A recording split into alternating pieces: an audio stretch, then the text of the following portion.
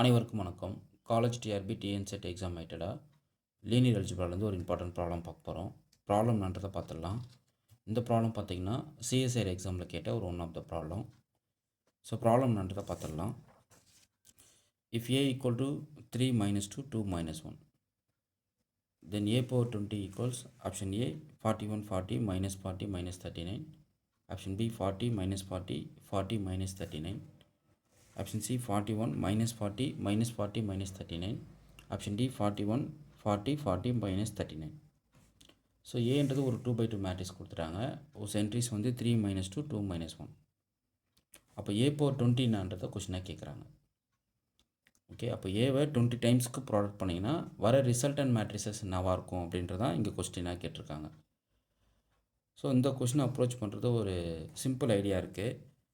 Maximum வந்து என்ன பண்ணுறீங்கன்னா இது போல் கொஷின்ஸ் கொடுத்துட்டா அந்த மேட்ரிக்ஸோட ஏகன் வேல்யூ கண்டுபிடிக்க ட்ரை பண்ணுங்கள். ஸோ கிவன் மேட்ரிக்ஸோட ஏகன் வேல்யூ வந்து என்ன பாசிபிலிட்டிஸ் இருக்கும் அப்படின்னா, உங்களுடைய ஏ பார்த்திங்கன்னா 3 - 2 2 - 1. ஸோ இந்த மேட்ரிக்ஸோடைய ரோ என்ட்ரிஸில் ஒரு ரிலேஷன் நம்மளால் கொண்டு வர முடியும். என்னென்னா ஈச் ரோ சம் வேல்யூ வந்து 1 வரும். கரெக்டுங்களா? ஸோ ஒரு மேட்ரிக்ஸில் either row sum or column sum ஈக்குவலாக இருக்குது அப்படின்னா அந்த ரோ சம் இல்லைனா காலம் சம்மோட வேல்யூ வந்து இந்த மேட்ரிக்ஸோட ஒன் ஆஃப் த ஏகன் வேல்யூவாக இருக்கும். அதை நீங்கள் செக் பண்ணி பாருங்கள். அப்போது இந்த மேட்ரிக்ஸோட ரோ சம் பார்த்தீங்கன்னா 1 1 கிடைக்குது. ஸோ அப்போது இங்கே 1 can be an eigen value of A. கண்டிப்பாக இருக்கும். 1 வந்து one of the eigen value of A தான். ஏன்னா ஈச் ரோ சம் வந்து 1 வருதுன்றதால. அப்போது மேட்ரிக்ஸ் ஏவோட ஏகன் வேல்யூ லேம்டாவாக இருந்தால் ஏ பவர் என்னோட ஏகன் வேல்யூ வந்து நமக்கு லேம்டா பவர் என்னன்னு தெரியும். அந்த ரிசல்ட் நான் இங்கே யூஸ் பண்ணிக்கிறேன். ஃபர்ஸ்ட் ஆஃப் ஆல் நான் என்ன பண்ணுறேன்னா மேட்ரிக்ஸ் ஏவோட ஏகன் வேல்யூ கண்டுபிடிச்சிட்றேன். ஸோ கண்டுபிடிச்சிட்டு அதுலேருந்து ஏ பவர் 20யோட ஏகன் வேல்யூக்கு நான் மூவ் பண்ணுறேன். என்ன result? If lambda is an eigen values of A, if lambda is an eigen value of A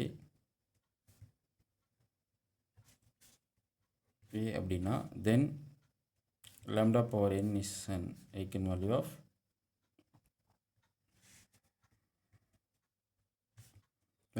a power n. Okay, so இங்கே வந்து என்னுடைய லேம்டா பார்த்தீங்கன்னா 1. ஏன்னா each row sum of the matrix வந்து எனக்கு 1 வர்றதால so 1 will be an one of the eigen value of A.